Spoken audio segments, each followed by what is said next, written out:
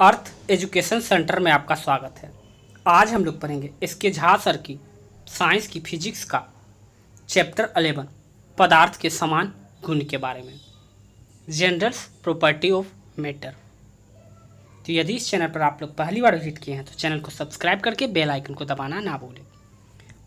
हम लोग बात करने वाले हैं पदार्थ की, अर्थात मैटर्स की। आइए थोड़ा जूम कर लेते हैं।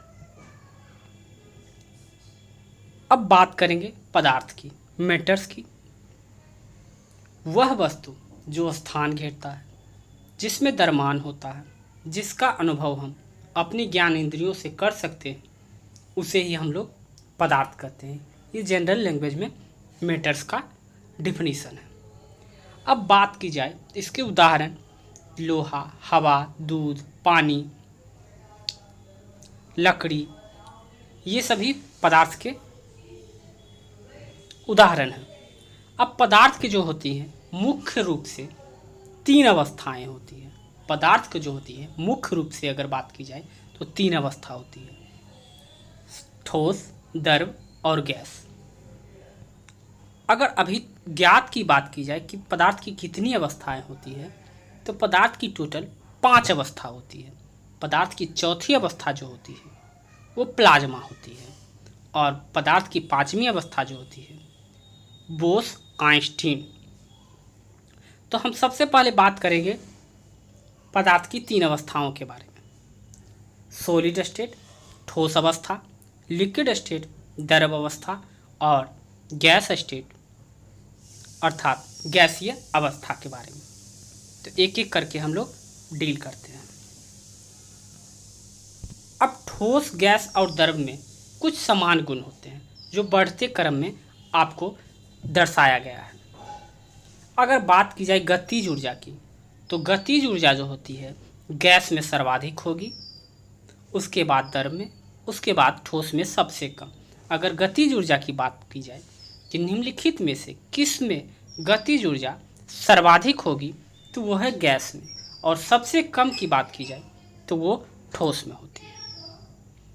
अगर वही घनत्व की बात की जाए तो घनत्व जो होती है पदार्थ में सर्वाधिक घनत्व की बात की जाए तो वो ठोस में होती है, और सबसे कम जो होती है गैस में होती है।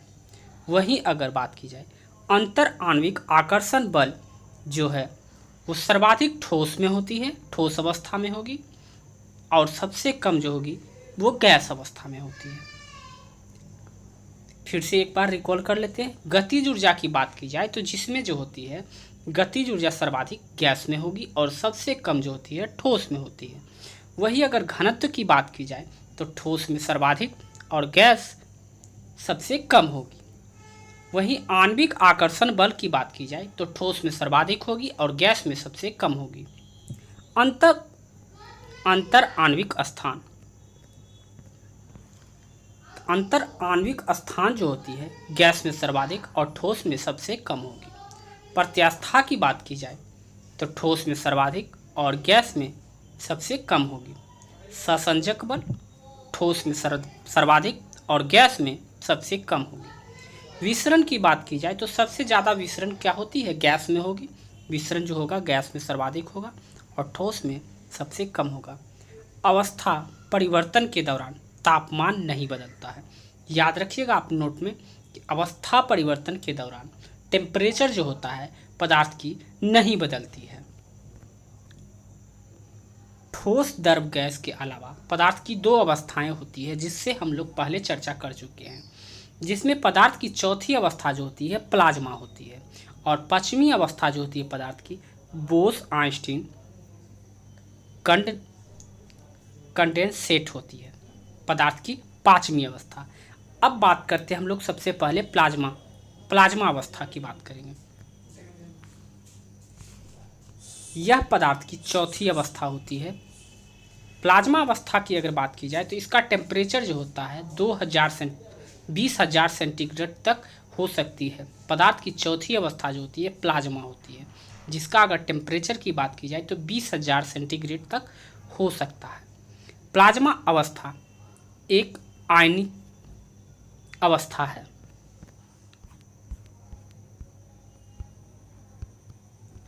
प्लाज्मा प्रायः विसर्जन नलिका, नाभिकीय रिएक्टर इत्यादि में पाए जाते हैं। सूर्य के तारे की ऊष्मा जो होती है, इसकी चमक प्लाज्मा अवस्था के कारण ही होती है। आप लोग याद रखिएगा, प्लाज्मा जो होता है जिसकी टेम्परेचर की बात की जाए तो 20,000 सेंटीग्रेड तक इसकी टेम्परेचर हो सकती है। प्लाज्मा जो है पदार्थ की चौथी अवस्था है और प्लाज्मा का विसर्जन जो नलिका रिएक्टर हो में पाए जाते हैं। सूर्य और तारे की जो ऊष्मा होती है, सूर्य और तारे में जो टेम्परेचर होता है वो प्लाज्मा की अवस्था के कारण ही उसमें जो है चमकीलापन होता है। प्लाज्मा अवस्था विद्युत का सुचालक होता है। ये भी आप लोग प्लाज्मा से रिलेटेड सारे फैक्ट को अच्छे से ध्यान रखिएगा। अब बात करेंगे हम लोग पदार्थ की पांचवी अवस्था, जिसे बोस-आइंस्टीन कंडेंसन सेट कहा जाता है। यह पदार्थ की पांचवी अवस्था है। वर्ष 1920 में सत्येंद्र नाथ बोस ने पदार्थ की पांचवी अवस्था की कुछ गणना की थी। इसी के आधार पर आइंस्टीन ने पदार्थ की पांचवी अवस्था की भविष्यवाणी की थी। इस अवस्था को प्राप्त करने के लिए कॉर्नेल डिमेकेट्रेले को नोबेल पुरस्कार प्रदान किया गया है। पदार्थ के कुछ सामान्य गुण होते हैं। जनरल प्रॉपर्टीज ऑफ मैटर के बारे में अब हम लोग अध्ययन करेंगे। अब सबसे पहले हम लोग बात करेंगे पदार्थ की अवस्था के में दाब की, टेम्परेचर का क्या प्रभाव पड़ता है पदार्थ की अवस्थाओं पे पदार्थ में। तो सबसे पहले हम लोग बात करते हैं टेम्परेचर की। यदि किसी सतह के स्रोत पर उसके लंबवत कोई बल लग रहा हो तो इस सतह पर दाब लग रहा हो।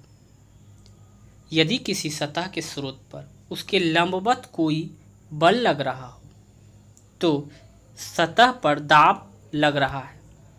सतह पर क्या लग रहा है? दाब। Pressure equal to force by area, या इस रूप में इसे कहें कि पृष्ठ या सतह पर लगने वाला दाब सतह पर आरोपित बल या पृष्ठ के क्षेत्रफल के अनुपात के इक्वल होता है।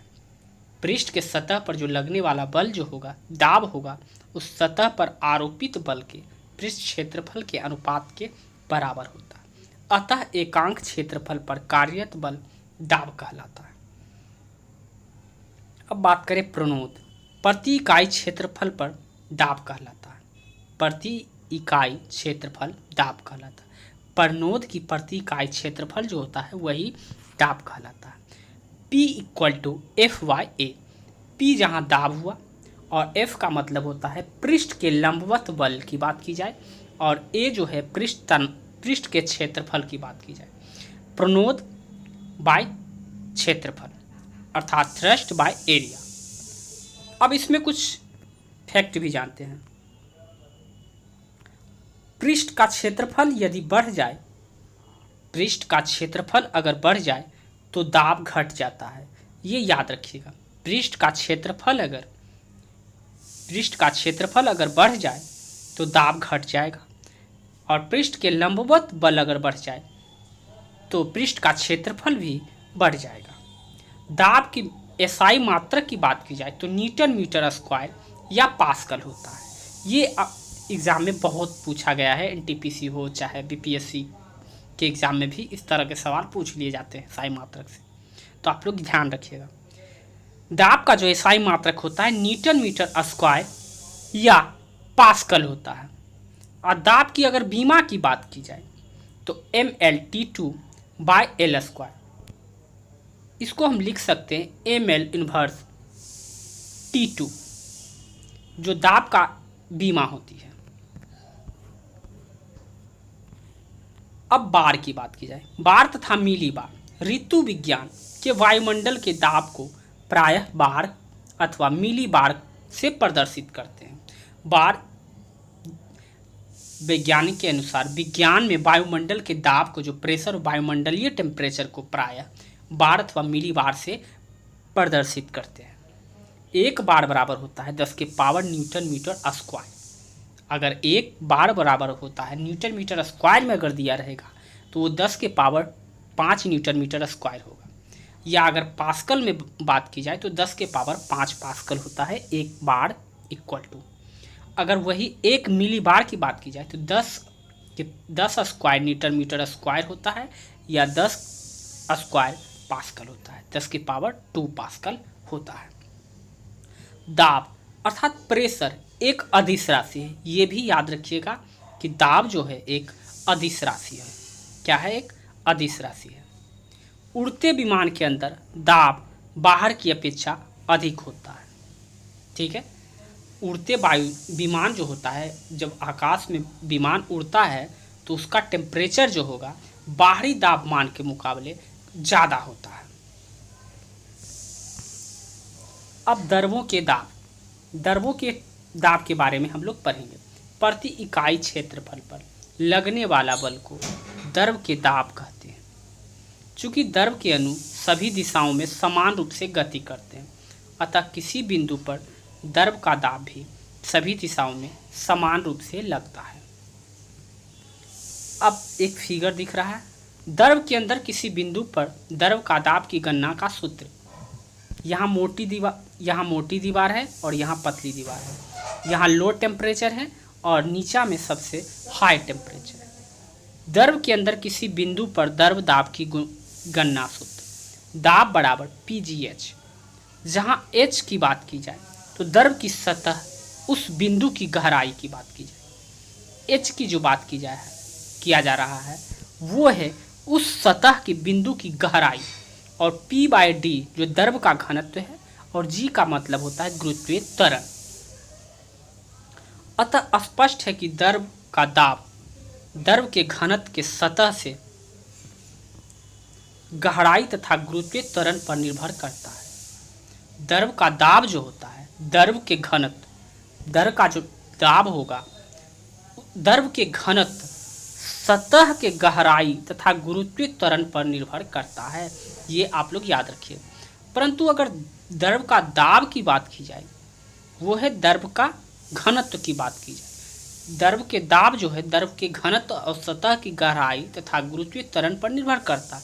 परंतु दर्व का दाब जो है बर्तन जिसमें वह रखा जाता है उसकी आकार या आकृति पर निर्भर नहीं करता है। अर्थात कहने का ये मतलब है कि दर्व का जो है किसी बर्तन में आकृति बदलने से, रखने से उसका जो होता है उस पर आकृति पर निर्भर दर्व का दाब नहीं करता है। दर्व का दाब जो निर्भर करेगा सतह की गहराई, दर्व के घनत्व के सतह की गहराई और गुरुत्वीय त्वरण पर निर्भर करता है।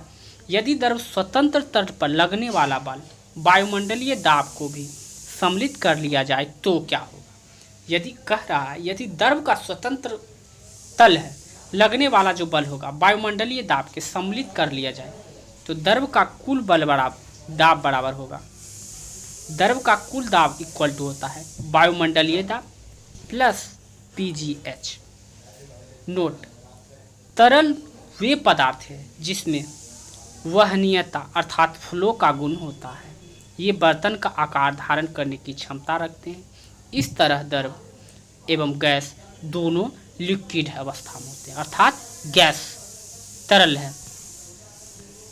अब है द्रव दाब के नियम। हम लोग पढ़ेंगे द्रव दाब के नियम। द्रव के भीतर किसी बिंदु पर द्रव दाब द्रव के स्वतंत्र तल से बिंदु की गहराई पर निर्भर करता है। जैसे जैसे गहराई बढ़ती जाएगी द्रव का दाब भी बढ़ता जाएगा। जैसे जैसे गहराई बढ़ेगी द्रव का दाब भी बढ़ता जाएगा।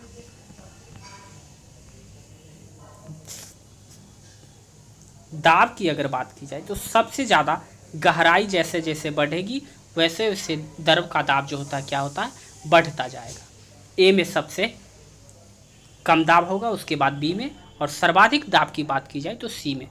क्योंकि ये जो दर्शाया गया है जैसे गहराई में जाने पर द्रव का दाब क्या होगा, बढ़ जाएगा।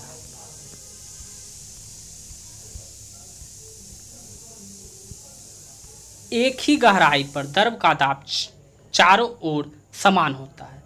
अगर बात की जाए गहराई अगर समान है तो द्रव का दाब जो होगा वो होगा एक समान होगा, equal to A equal to B होगा।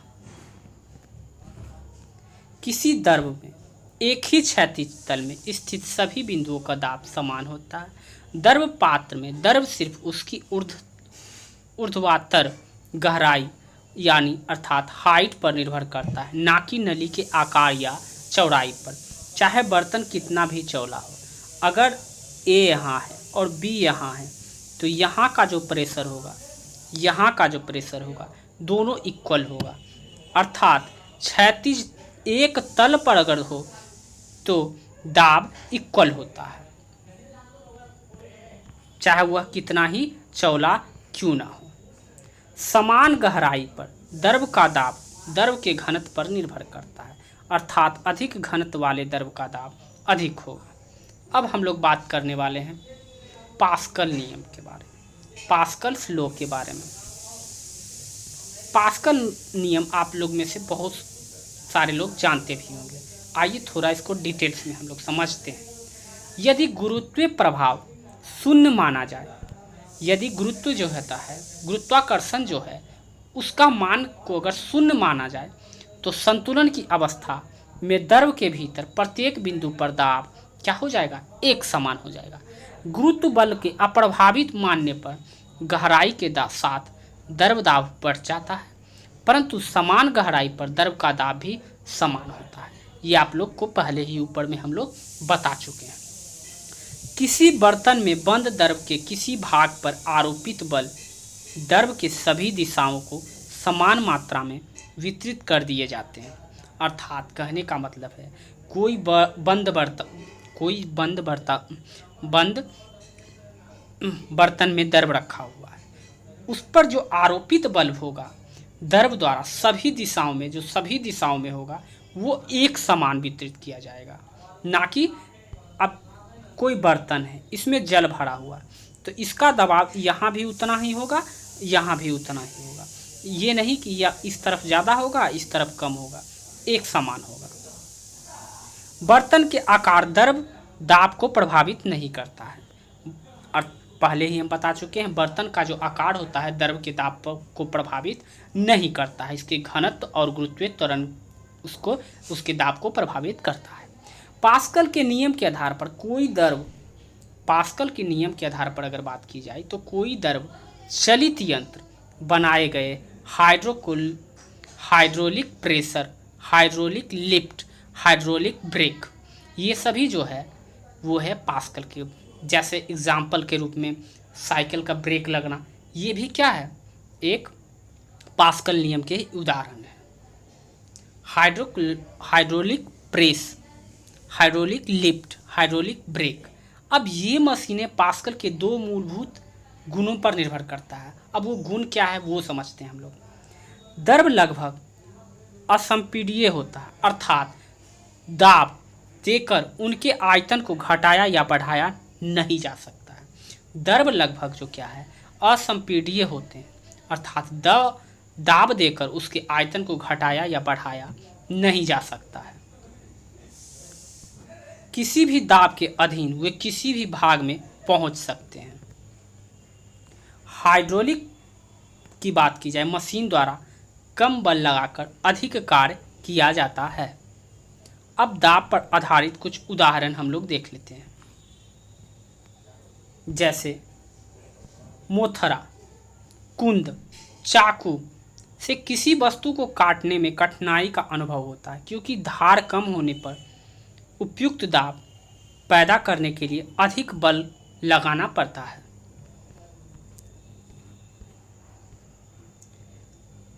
भारी बोझा ढोने वाले ट्रकों के टायर चौड़े बनाए जाते हैं। वायुयान में बैठे यात्री के फाउंटेन पेन से स्याही रिसने लगती है, क्योंकि ऊंचाई बढ़ने पर क्या होता है, वायु का जो टेम्परेचर होता है वो गिर जाता है। इस वजह से क्या होता है, फाउंटेन पेन का स्याही जो होता है बाहर निकल जाता है। हाई ब्लड प्रेशर से पीड़ित व्यक्ति को वायुयान से यात्रा ना करने की सलाह देती है, क्योंकि ऊपर जो होता है वायु दाब कम होता है, अतः उनके शरीर से अधिक रक्त दाब के कारण उनके नाक आदि से खून बाहर आने की संभावना बनी रहती है। गलनांक तथा क्वथनांक पर दाब का प्रभाव पड़ेंगे। अब हम लोग बात करने वाले हैं गलनांक तथा क्वथनांक पर दाब का प्रभाव के बारे में। गर्म करने पर जिन पदार्थ में के आयतन में वृद्धि होती है, दाब बढ़ने पर उनका गलनांक भी बढ़ जाता है। गर्म करने पर जिस पदार्थ की आयतन में वृद्धि होती है, दाब बढ़ने पर उनका गलनांक भी बढ़ जाता है। ये आप लोग ध्यान में रखिएगा। अगर उदाहरण स्वरूप बात करें तो मोम, घी, डालडा, नारियल तेल इत्यादि गर्म करने पर क्या होता है, इसकी आयतन में वृद्धि होती है। दाब बढ़ने पर उनका गलनांक भी क्या होता है, बढ़ जाता है। परंतु कुछ पदार्थ ऐसे होते हैं जिनको गर्म करने पर आयतन में कमी होती है, दाब बढ़ाने पर उनका गलनांक भी कम हो जाता है, जैसे ढलवा लोहा, बिस्मत और बर्फ। बर्फ को क्या करेंगे, अगर जो गर्म करेंगे तो उसकी आयतन में कमी होगी, दाब बढ़ने पर उसका गलनांक भी क्या होगा, कम जाएगा। दाब बढ़ने पर सभी द्रवों का क्वथनांक बढ़ जाता है। याद रखिएगा, दाब बढ़ने पर जो होता है सभी द्रव का क्वथनांक बढ़ जाएगा। अब है पलवन, फ्लोटिंग। किसी वस्तु के किसी द्रव में तैरने को पलवन कहते हैं, अर्थात फ्लोटिंग कहते हैं। किसी वस्तु को किसी द्रव में तैरने को पलवन कहते हैं। वो पलवन वस्तु के भार एवं द्रव के उच्छेप पर निर्भर करता है। पलवन जो होता है वस्तु के भार या द्रव के उत्प्रेक्षण पर निर्भर करता है। जैसे जल है, उत्क्षेपण अध्ययन सर्वप्रथम आर्किमिडीज ने किया था। एक सिद्धांत दिया जिसे आर्किमिडीज का सिद्धांत कहते हैं, जिसे उत्क्षेपण बल या प्रणोद बल, उत्प्लावन बल भी कहा जाता है। भार बल तथा उत्क्षेप प्रणोद एक दूसरे के विपरीत होते हैं। भार बल तथा उत्क्षेप या प्रणोद बल जो होता है एक दूसरे के विपरीत होता है। अब उत्प्लावनता या केंद्र विस्थापित द्रव के आयतन केंद्र के समानुपाती होता है। अब हम लोग पढ़ने वाले हैं आर्किमिडीज का सिद्धांत। तो यदि आपको यह वीडियो अच्छा और हेल्पफुल लग रहा हो तो प्लीज़ चैनल को सब्सक्राइब करके बेल आइकन को दबाना ना भूलें, और कमेंट सेक्शन में कमेंट करके ज़रूर हमें बताएं कि आपको यह सीरीज कैसी लग रही है। जब किसी वस्तु को द्रव में आंशिक या पूर्ण रूप से डुबाया जाता है तो उस वस्तु पर विस्थापित द्रव के आयतन के बराबर एक बल कार्य करता है, जिसे उत्प्लावन या उत्क्षेप बल कहते हैं, जिसके कारण वस्तु पानी में क्या होती है, हल्का प्रतीत होता है।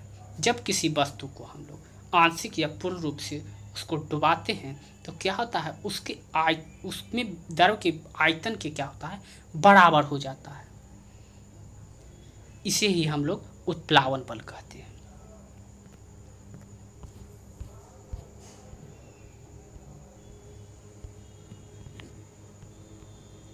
जैसे एग्जाम्पल के तौर पे देख लीजिए, कोई वस्तु है जिसका वजन दिया हुआ है 5 kg, ठीक है, और पानी का जो आयतन है वो पानी का जो दिया हुआ है वो है 2 kg। उत्प्लावन बल जो है पानी का 2 kg है। 5 kg की वस्तु को हम लोग पूर्ण रूप से पानी में डुबा रहे हैं। अब क्या जो होगा, जो वस्तु का भार होगा वो पानी के बराबर हो जाएगा, जिससे क्या होगा, इस वस्तु का वजन जो है 2 kg हो जाएगा। इस वजह से क्या होगा, वस्तु हल्की प्रतीत होती है। जैसे लोहे की कील पानी में डूब जाती है लेकिन लोहे की नाव पानी में तैरती रहती है। जहाज़ों में गति की वृद्धि आर्किमिडीज के सिद्धांत का उदाहरण है। उत्प्लावन बल बराबर होता है भार में आभासी कमी, हटाए गए द्रव का भार। नोट, W इक्वल टू होता है भार बल, W1 बराबर उत्क्षेप बल होता है। केस 1 देखिए, अगर W1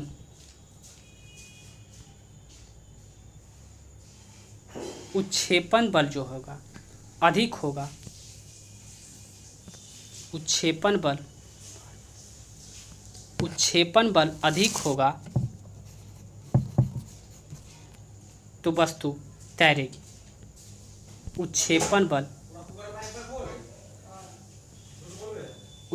बल अगर जो बात की जाए भार बल से अधिक होगा तो वस्तु तैरेगा। उत्क्षेपण बल अगर भार बल के बराबर होगा तो बीच में रहेगा, और उत्क्षेपण बल जो है उत्क्षेपण बल से भार बल कम रहेगा तो वस्तु डूब जाएगी। अब डेंसिटी की बात की जाए, किसी वस्तु के घनत्व के द्रव्यमान तथा आयतन के अनुपात होता है।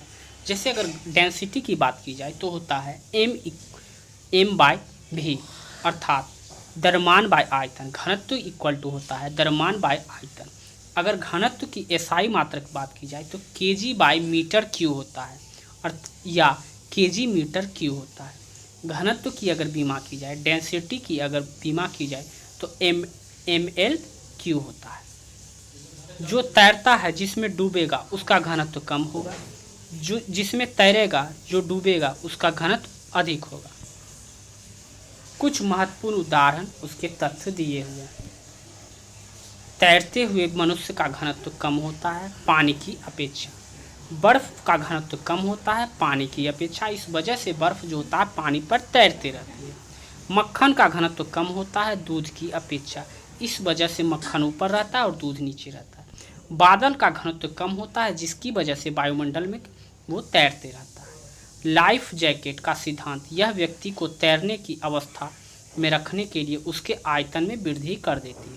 इस प्रकार से इसका पार्ट 1 सेशन जो होता है पदार्थ की अवस्था का वो समाप्त होता है।